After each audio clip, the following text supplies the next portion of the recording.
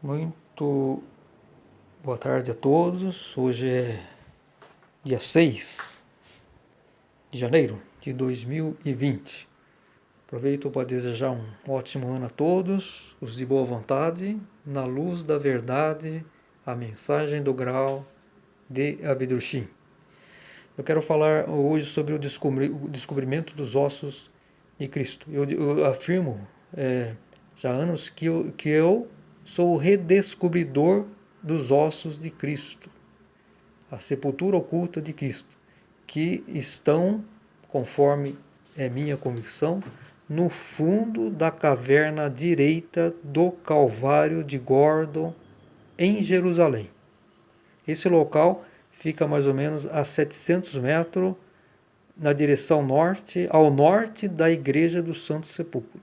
É um aglomerado rochoso, que também, naquele sítio também tem o túmulo do jardim, né? E o Calvário de Gordon, no topo dele tem um cemitério árabe. Então, vejamos bem, esse Calvário de Gordon é um aglomerado que tem mais ou menos uns 15 metros de altura com relação ao solo, né? ao piso circunjacente. Ele está voltado para o sul, né? Quando nós olhamos, estamos de frente a ele, estamos de frente para o norte, mas a face do Calvário de Gordon, que lembra uma gigantesca caveira, ela está voltada para o sul, tá certo? Em direção à Igreja do Santo Sepulcro, né? Então, o que acontece? Então, tem duas cavernas, órbitas, que lembram as duas órbitas dos olhos, né? Como se fosse uma caveira gigantesca. Então, na caverna, órbita direita, no fundo, está a entrada obstruída que leva à sepultura oculta de Cristo, onde estão os seus ossos, guardados e preservados para a posteridade, que é a humanidade atual. Então, o que é necessário fazer é uma investigação arqueológica nesse local. Todos conhecem lá em Jerusalém, todos conhecem. É um lugar turístico, né? O Calvário de Gordon. Então, isso é inédito, ninguém falou isso. Ninguém falou. Eu sou a primeira pessoa a divulgar isso, que no fundo da caverna direita do Calvário de Gordon está a entrada obstruída que leva à sepultura oculta de Cristo. É um aglomerado rochoso. Então basta investigar.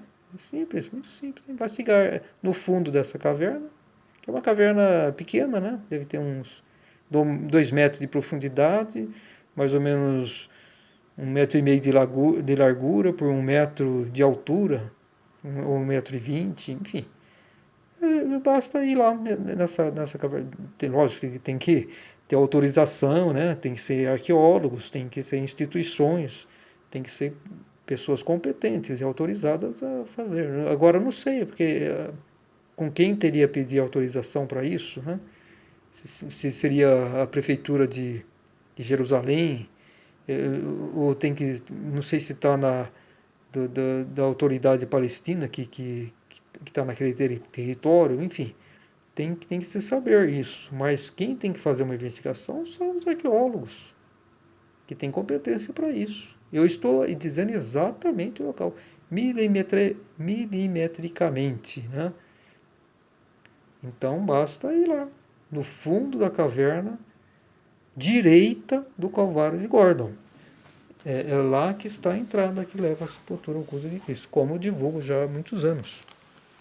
Isso é convicção minha. Agora, quem descobriu, na verdade, o corpo de Cristo, onde foram.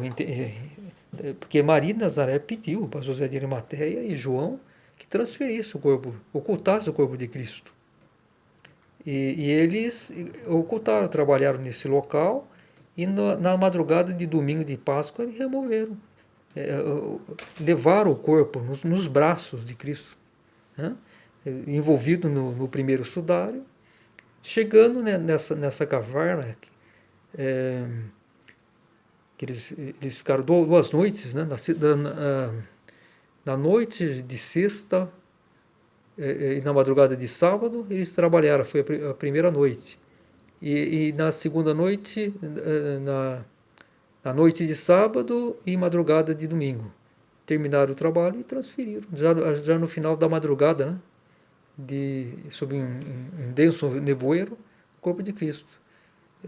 Tanto é que no sudário de Cristo foi verificado que é 35 horas, né? Não tem traços de decomposição, justamente pelo pequeno período, né, que o corpo de Cristo ficou envolvido naquele primeiro sudário, que é aquele sudário de Turim. Foi verificado que o Cristo tinha 1,83 m de altura. Então ele devia ter um homem forte, de 85 quilos, talvez, né, por aí. Então o José de Arimateia e João tiveram que carregar nos braços o corpo de Cristo, né? Tiveram que caminhar assim numa estradinha de terra, porque ficava fora da muralha de Jerusalém. Então era campo, era área rural, né? Só na parte interna que tinha cidade, das muralhas que tinha a cidade de Jerusalém. Então eles caminharam uns 700 metros e até chegaram nesse local que é conhecido como Calvário de Gordon. Subiram, colocaram o corpo de Cristo, envolveram com um novo sudário, e esse primeiro sudário, que eu acredito que seja esse sudário de Turim, tá certo? Que é exatamente como era o corpo de Cristo, a altura, enfim. E outra, quando descobrir esses ossos de Cristo, vai verificar que falta um dente canino. Possivelmente esse do lado esquerdo. Ele falou que ele foi quebrado com as agressões. Ele não foi extraído a raiz, mas quebrado. Então, possivelmente do lado esquerdo, na arcada superior. E possivelmente do lado esquerdo, que vai faltar isso. E também como diz, a coroa de espinho, deve estar preso também no crânio de Cristo, porque os cravos, vamos dizer assim, dos espinhos tinham mais ou menos 1,5 cm a 2 cm, foram ficados assim, colocados assim no alto da cabeça de Cristo e prensado, né, pressionado para ficar bem firme, né? Para que no trajeto que ele fez até o Gólgota, essa coroa de espinho não caísse, né? Então eles fincaram mesmo com espinho, era com espinho só. E a coroa de espinho foi feito com tiras de couro, que eu acredito que foi tiras de couro. Então vamos encontrar restos de tiras de couro, né? Então é isso. Então basta fazer uma investigação arqueológica. E agora eu fiz muitas pesquisas, né? Faz uns 10 anos que eu divulgo essa teoria e estudei muito, tanto a ciência como fui em biblioteca, analisei mapas históricos, né? E atuais de Jerusalém, muitas fotos, e aí cheguei à conclusão que é esse local, no Calvário de Gordon, que está no aglomerado rochoso, no interior dele, que está a sepultura oculta de Cristo, com os ossos de Cristo perfeitamente preservados. Então existe uma narração que, talvez uns poucos anos após o falecimento de Cristo, o assassínio dele, que Maria Madalena descobriu esse local. E essa narração, feita por Vidência no círculo de Abdurshim, que é o autor da Mensagem do Graal, na época que ele atuava em Vomperberg, no Tirol, na colônia do Graal, de 1928 a 1938, até quando os nazistas o prenderam, né? Antes já tinham proibido os livros de Abdurshim, né? Ele quase foi levado para um campo de concentração, mas acabou sendo salvo, né? Mas terminou seus dias, abreviou sua vida, né? Devido a tantas perseguições do nazismo e da Igreja Católica, né? Muito bem. Então, esse livro ele é editado pela Ordem do Grau na Terra, livro de bolso, Maria Madalena. Maria Madalena, livro de bolso, editado pela Ordem do Graal na Terra. www.graal.org.br.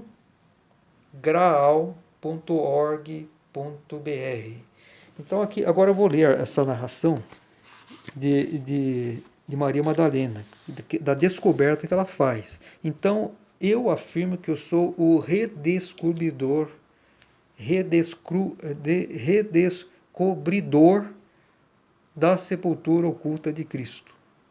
Através dessa narração, feita por vidência, existem muitos detalhes que me possibilitou a pesquisa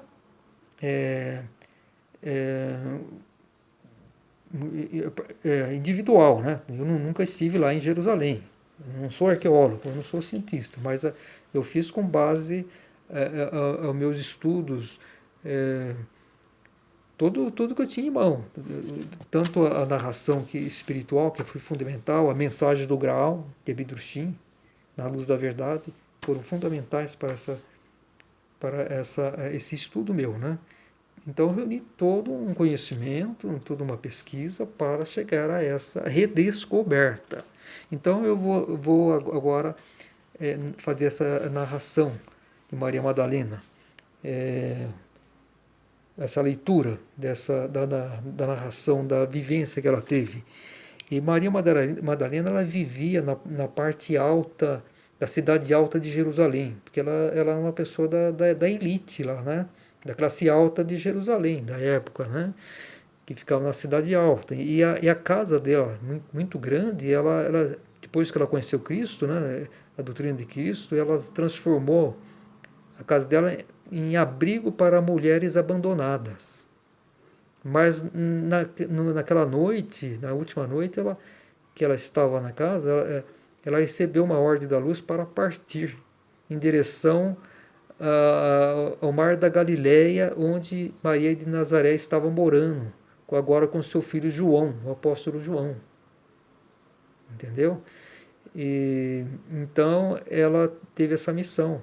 E nesse trajeto que ela encontra Paulo. Ela encontrou Paulo, o Saulo, né, o perseguidor dos cristãos, e o converteu.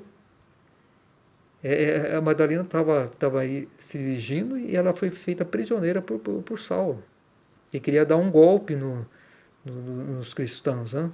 Enfim, então, antes dessa caminhada que ela fez, ela saiu do muro, ela entregou a administração da casa dela, do abrigo para mulheres abandonadas, para uma pessoa de confiança dela, né? E nunca mais voltou. Depois desse caminhar, de ter encontrado o marido de Nazaré, enfim, pouco tempo depois ela já faleceu. Então aqui está essa narração, que justamente quando ela sai da casa, de madrugada ainda, ela sai, ela passa pelas vielas lá de Jerusalém, passa pelo setor, assim, a parte do setor comercial de Jerusalém, que ficava no setor norte e nordeste da antiga Jerusalém. E passa pelos portões, o portão oeste, que iria dar justamente para o Gólgota, onde Cristo primeiramente foi enterrado. Então é isso que ela caminha. Então a narração começa por aí. Então eu vou fazer essa narração. Eu acho que deve dar uns 10 minutos. Rapidamente ela atravessou o jardim e o portão que ainda estavam na escuridão. O jardim e o portão se refere à casa dela, e correu para fora. Ela tomou ruelas silenciosas, pois nas ruas havia muito movimento também de madrugada. Já estavam soando confusamente as muitas vozes e regateando. Diferentes línguas uniam, iguais a enxames de abelhas, sobre as praças. Tropeiros e jumentos e camelos carregados entravam pelos portões, com seus gritos singulares. Então esse era o setor norte-nordeste de Jerusalém, o setor comercial. Madalena respirou fundo quando alcançou o caminho da colina pela qual ela, nos dias mais graves, tantas vezes havia seguido até a sepultura de seu Senhor. Ali haviam-no sepultado, mas seu corpo já havia sido retirado quando o espírito dele lhe aparecera. Então Madalena alcançou o caminho da colina, quer dizer, então ela atravessou primeiro o portão oeste de Jerusalém, que dava para o Gólgota, onde Cristo foi crucificado e primeiramente enterrado. Essa é a sepultura vazia, um sepulcro vazio, né? Mas o corpo já havia sido retirado quando o espírito dele apareceu. Quando Madalena viu pela primeira vez Jesus, né, já com um corpo espiritual, quando ele diz, não me toques, Madalena, porque você não vai suportar a energia, né? Porque era o corpo espiritual que a Madalena estava vendo. Então foi esse o encontro. Então, repentinamente, Madalena teve o ardente desejo de examinar o lugar que realmente estava guardando o corpo do Senhor. Assim ela seguiu mais rapidamente seu caminho estreito e logo se encontrou na sepultura. Esta estava modificada. Flores enfeitavam-no, na grande pedra haviam gravado uma sentença em sua memória. Os bancos e os gradios em volta indicavam que muitos curiosos haviam se acomodado nesse lugar de paz, não mais era a sepultura de seu senhor. Então, ele está falando da sepultura de José de Arimateia, que era de José de Arimateia, que ele tinha feito para ele próprio, mas recentemente.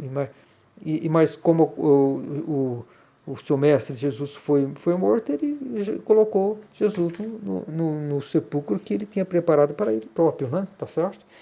E então, logo depois, enfim, a sepultura está aberta, tudo, aí começaram aquela tipo, aqueles, aquelas rezas, aquelas coisas assim típico assim dos cristãos, né? Que fazia idolatrias, né?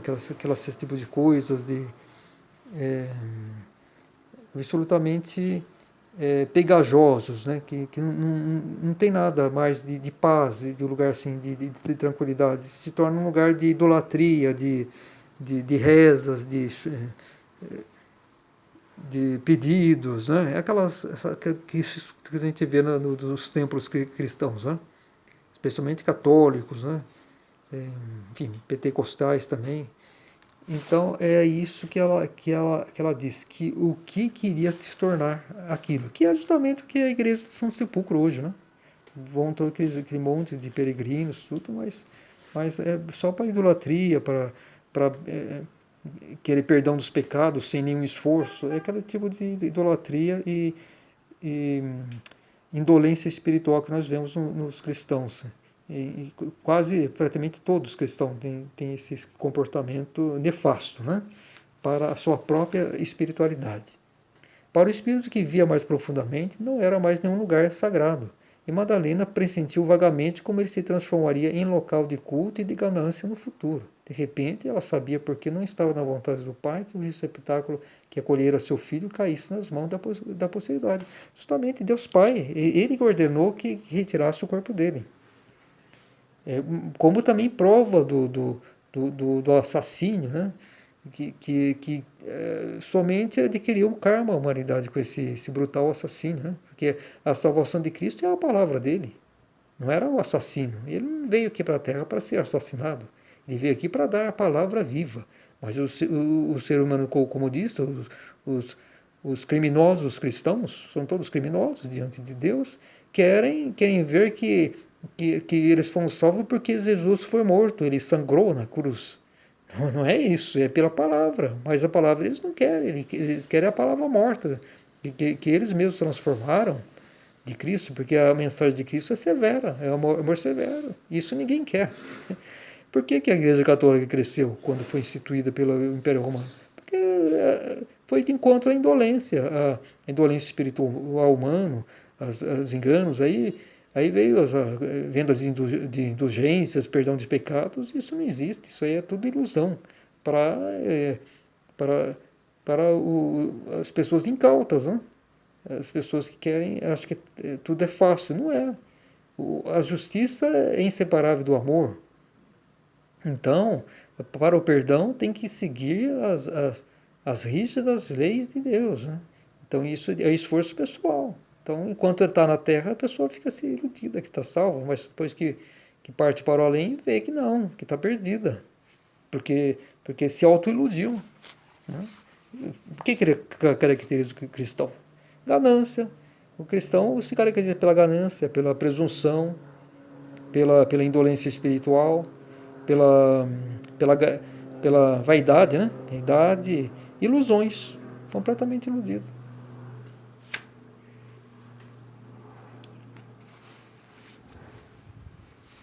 Então é justamente isso que Madalena já previa o que seria de se tornar a igreja do Santo Sepulcro, né? Quer dizer, é o local que hoje é a igreja do Santo Sepulcro. O que havia parecido a ela incompreensível, imperscrutável e terrível, o fato de ter sido retirado do corpo de Jesus, pareceu agora apenas consolador, como é certo, desejado por Deus, como a única coisa possível, e ela estava contente com isso. Ela não conseguiu mais orar nesse local e prosseguiu pelo caminho que desviava para a esquerda, para um declive coberto de densa vegetação.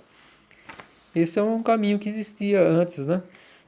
A partir daquele do Gólgota, um caminho que contornava do lado oeste a muralha da cidade de Jerusalém. Era um caminho que meio assim curvo, que ia do setor oeste até o norte, onde está esse aglomerado rochoso, que hoje é conhecido como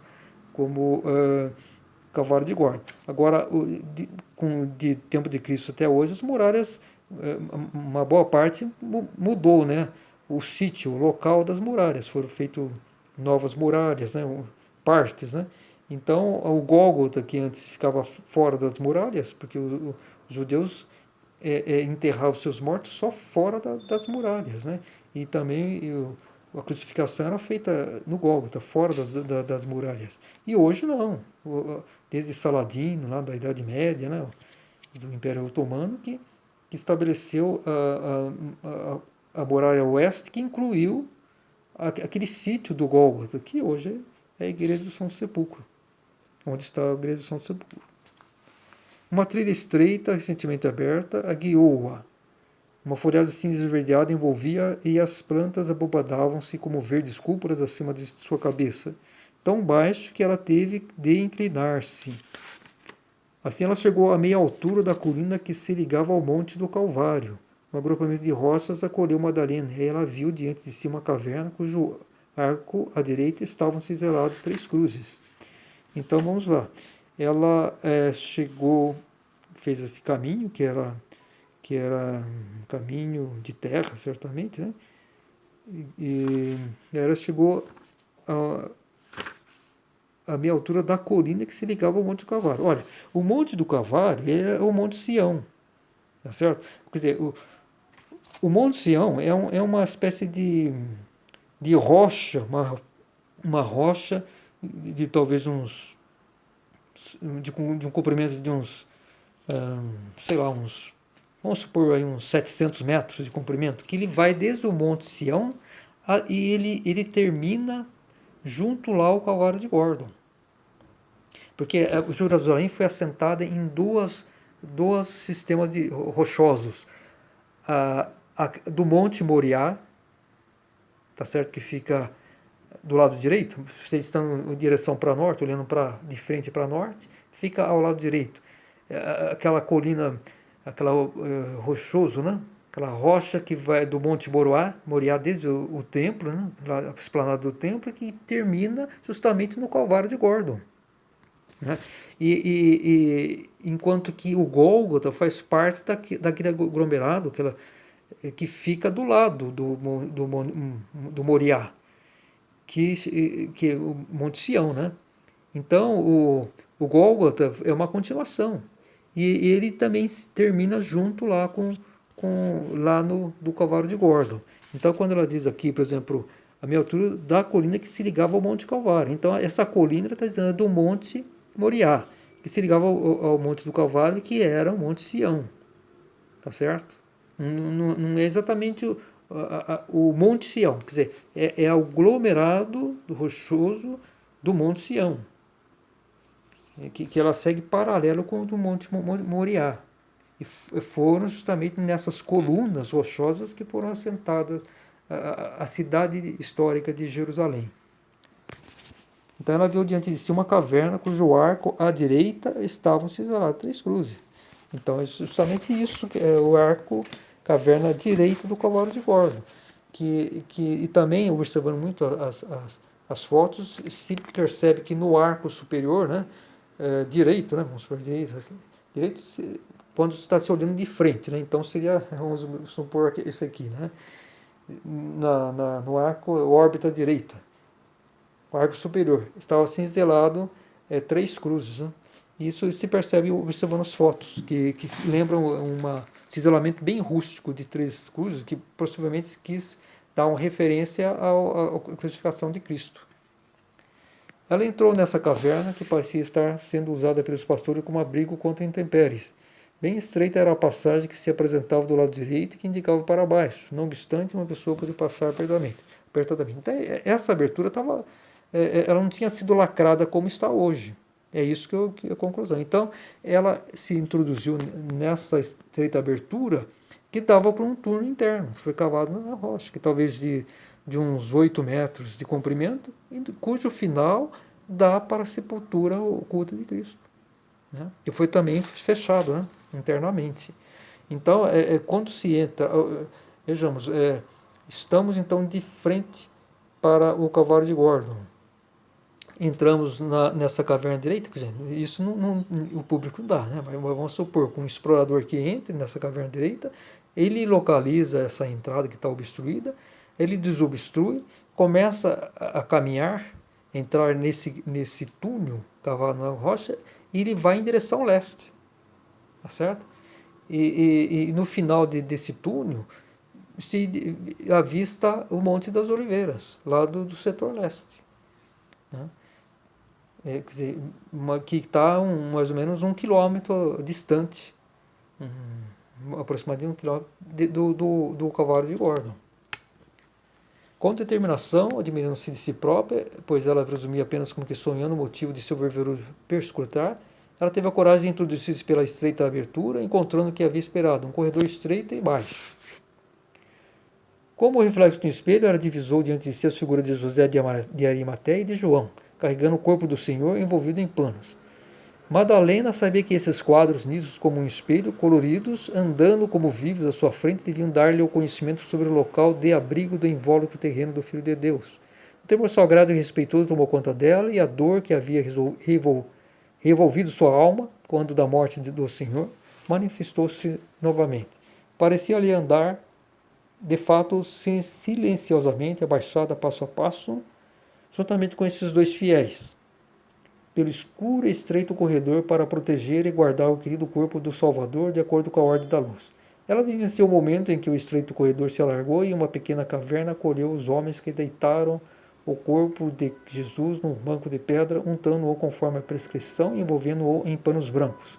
Uma pequena abertura permitiu-lhe olhar da caverna para baixo, para a paisagem ampla, de cor cinza esverdeada, coberta de névoa, dormitando ainda na penumbra da madrugada. Essa madrugada foi justamente aquela madrugada de domingo de Páscoa, né? Pouco antes, talvez umas 2 horas antes, que Madalena chegou lá e viu o sepulcro aberto. Ela e mais 2 mulheres, né? Porque elas queriam lutar com o corpo de Cristo, né? José de Arimateia, com as próprias mãos, fechou essa abertura com um grande bloco de rocha que se ajustou nela engenhosa e naturalmente. Cada fenda foi vedada cuidadosamente com barro e galhos secos, formando assim um muro hermeticamente fechado. Nesse jazigo, onde ambos os discípulos haviam trabalhado diligentemente às escondidas durante 2 noites, repousava o corpo do Senhor. A cabeça estava circundada por radiações de luz branca.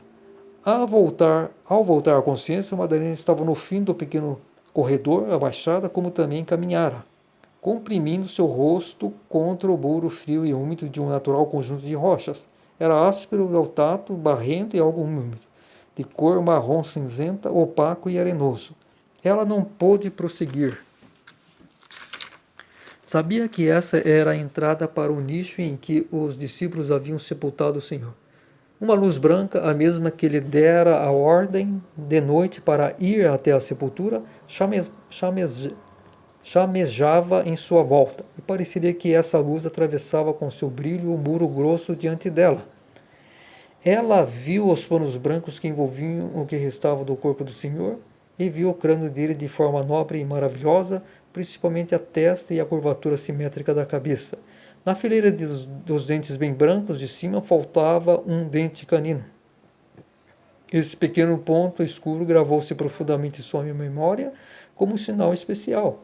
Rapidamente, como viera, a luz desapareceu, igualmente a imagem que ela lhe havia proporcionado. Um quadro para o futuro, assim lhe parecia. Madalena não pôde ir adiante, voltando-se.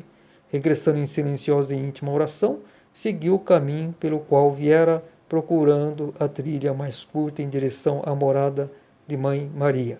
Então essa é a narração onde fala da descoberta de Maria Madalena. E foi através dessa narração que quando se lê com muita confiança, né? Por exemplo, se a pessoa vai ler já duvidando, não vai encontrar nada. Agora, eu desde sempre, eu já conheço essa narração aqui já há 30 anos, então desde sempre tive que ter a confiança que ela é de fato real, uma vivência real. E através desses detalhes eu pude então fazendo a minha pesquisa, né? que é, ela pode ser, vamos supor, colocada como sobreposta na atual geografia de Jerusalém, né? Então, dessa forma, eu cheguei a essa conclusão que é no Calvário de Gordon. Então, por isso que eu afirmo que eu redescobri os ossos de Cristo. Onde estão os ossos de Cristo? Justamente falo isso. No fundo da caverna direita do Calvário de Gordon, em Jerusalém. Lá no fundo dessa caverna direita do Calvário de Gordon está a abertura que foi fechada, obstruída, que leva para a sepultura oculta de Cristo, onde estão guardados e preservados os seus ossos. Então eu fiz o que eu me senti no dever de fazer, que é divulgar. Não sou cientista, não tenho recurso e estou à disposição quem quiser me procurar. Eu até passo meu WhatsApp, 11 998 17 9101. Quem quiser entrar em contato comigo, se quiser saber mais a respeito dessa teoria, eu passo com o maior prazer. Porque eu quero facilitar o trabalho possivelmente de algum arqueólogo que queira fazer uma pesquisa lá, né? Então eu estou disposto a colaborar, sim. E, enfim, eu divulgo, é livre. Qualquer instituição que se interessar, ou pessoa, arqueólogo, eu estou à disposição para informar exatamente. Né? Então, mais uma vez, é no fundo da caverna direita do Calvário de Gordon, em Jerusalém. É lá que está a entrada que leva para o sepulcro oculto de Deus Cristo Jesus.